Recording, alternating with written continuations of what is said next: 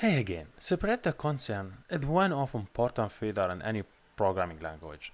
So you may have many classes, but in that classes you don't have main function. You just implement the classes and you call them from starting point. So think about you have another file and you name it this file start run, and you believe this one should be the main file for your application and it's called different classes, and you don't want to implement this function here. Okay, you want to implement it in a specific place. So I want to import this class to this file so I would be able to access to it. If you see, I want to use this class, name it multi from this file.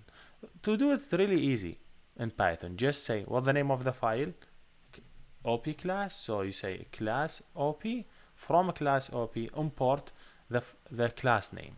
What the name of class is this one, so I import that class. Now if I just run it, same result, and really simple. See here, now I have just classes. Here I have just, I could import any class. I write from the class file name, I import the class and I could use it. Here we done, and thank you for watching.